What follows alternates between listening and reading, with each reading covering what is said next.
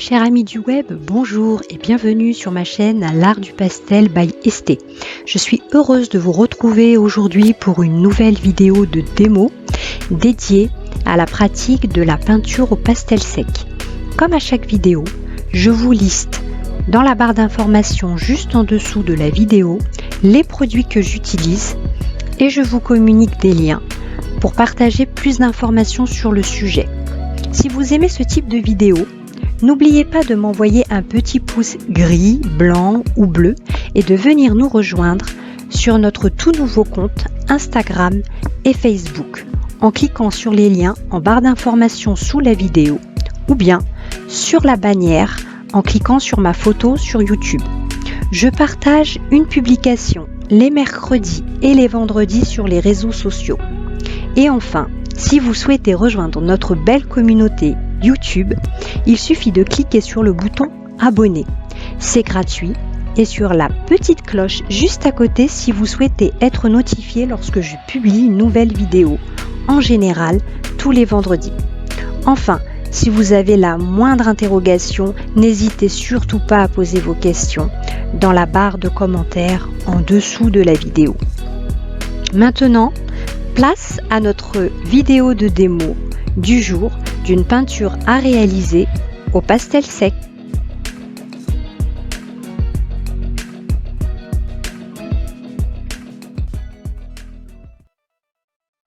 Bonjour et bienvenue sur ma chaîne L'Art du Pastel by Esté.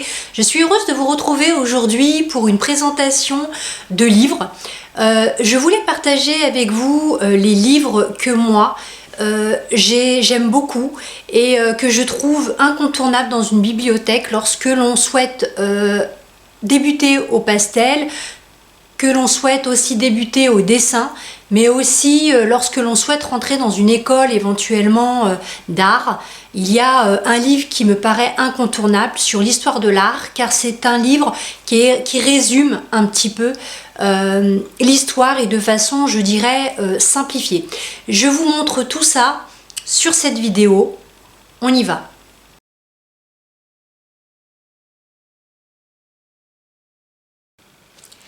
Alors, parmi tous les livres que je vais vous présenter aujourd'hui, je vais vous en faire découvrir quelques-uns qui sont dans ma bibliothèque et que je trouve incontournables. Alors, celui-ci, c'est l'histoire de l'art de Monsieur Gombrich, qui est un monsieur qui a fait plusieurs éditions de cet ouvrage. Il les a complétés et simplifiés au fil de l'eau. C'est ce monsieur. Et cet ouvrage, il résume un petit peu l'histoire de l'art. Je trouve que c'est intéressant. Il est facile aussi à comprendre, même s'il vous paraît gros, sachez que vous avez beaucoup d'images voilà, sur la moitié du livre. Et il fait justement référence au fil de l'eau, aux différentes œuvres, de manière à ce que vous puissiez avoir une compréhension si visuelle de ce qui est écrit. Je trouve que cet ouvrage est plutôt bien fait, il est simplifié, il s'adapte, je pense, à tous les niveaux et ça permet d'avoir une compréhension de l'histoire de l'art d'une manière générale. Voilà pour l'histoire de l'art.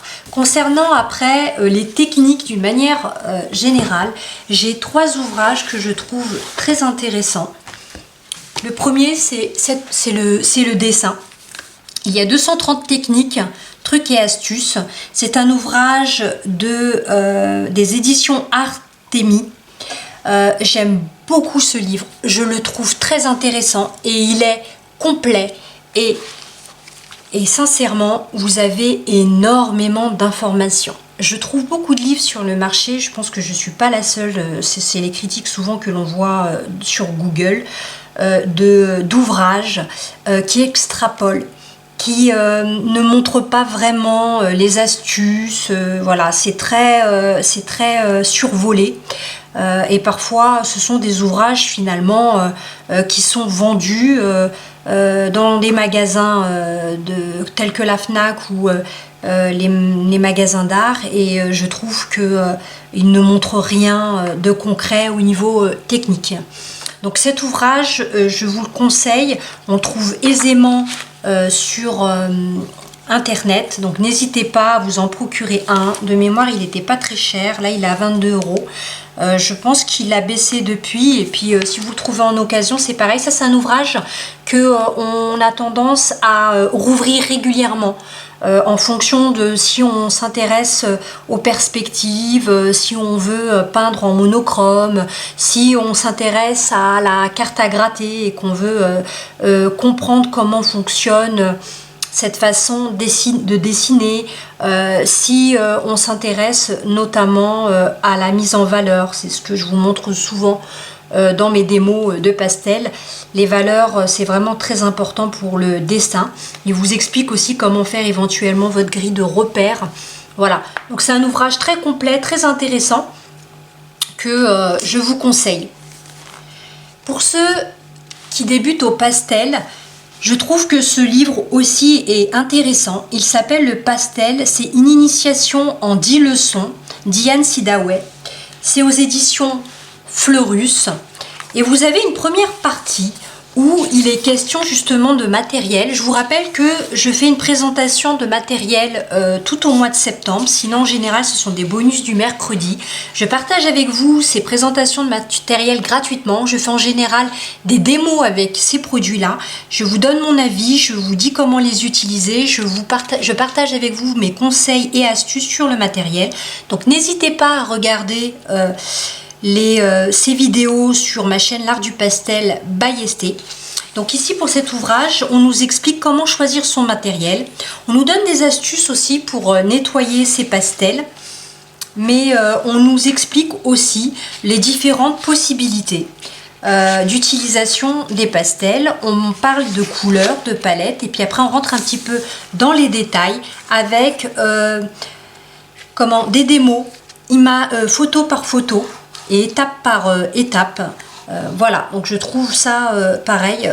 C'est un ouvrage pour moi complet pour quelqu'un qui souhaite débuter au pastel. Il y a essentiellement des natures mortes sur cet ouvrage. Voilà. C'est un ouvrage que j'avais payé, pour ceux que ça intéresse, 19,90 € à l'époque. Je pense que pareil, entre-temps... vous pouvez le trouver maintenant avec les sites internet d'occasion à moindre prix.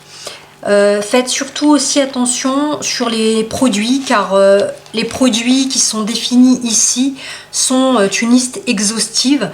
Il existe bien entendu d'autres produits sur le marché, d'autant plus qu'entre-temps, chaque année, les grandes marques ont continué à sortir pas mal de produits. Donc n'hésitez pas à essayer d'autres produits en dehors de celles conseillées dans ce livre.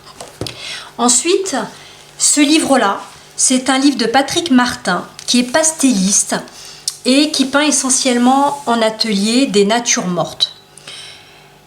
Ce livre s'intitule Nature morte au pastel clair-obscur. C'est aux éditions, là encore, c'est les éditions Ulysse. Cet ouvrage, je le trouve pareil, très complet. Il nous explique dans un premier temps comment utiliser les pastels.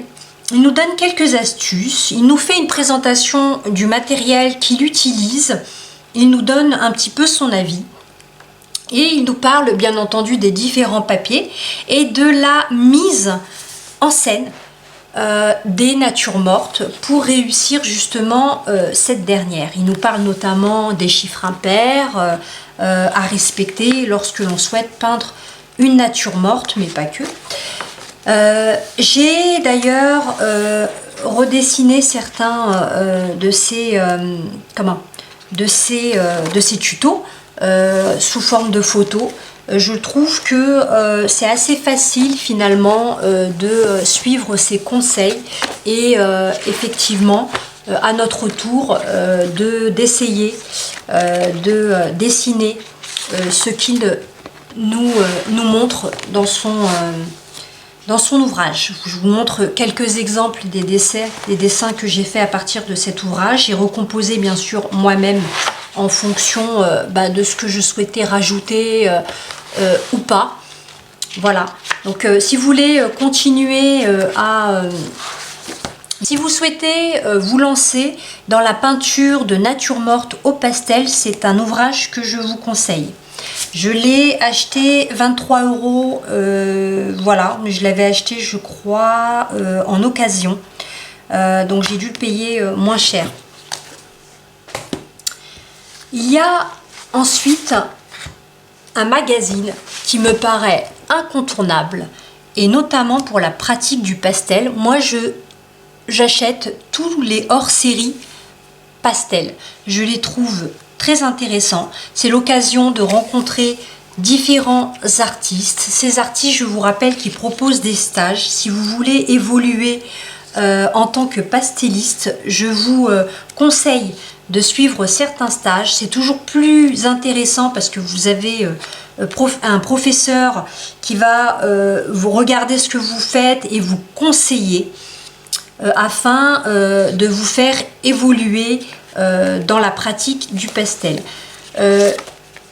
Les pratiques des arts et notamment les hors-série pastel, ce sont des ouvrages qui ne sont pas hebdomadaires ou mensuels. Je pense qu'il en sort à peu près une fois par an, voire deux par an. Vous avez bien sûr dans ce magazine Pratique des Arts d'autres pratiques, et notamment aquarelle, huile, peinture à huile, peinture à la gouache, etc. Donc si vous souhaitez apprendre d'autres techniques, vous pouvez bien entendu vous procurer d'autres magazines dans le domaine, mais je trouve que les hors-série d'une manière générale sont souvent plus complètes et plus intéressantes que ceux que l'on trouve mensuellement par le magazine. Voilà, de nombreux artistes d'ailleurs qui sont dans les magazines et qui apparaissent ici sont des artistes peintres que l'on a invités. Je vous rappelle que je suis membre de la Pépinière des Arts de Châtillon. On les a pratiquement tous, je crois, invités, ceux qui apparaissent dans ce magazine en tout cas. Et c'est l'occasion pour eux d'échanger avec nous et puis nous présenter un petit peu leur façon de pratiquer le pastel. Et enfin, le meilleur pour la fin,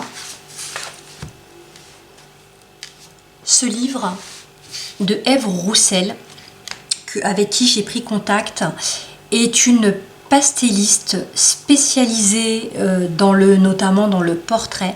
Elle nous fait un très joli ouvrage ici, des visages du monde.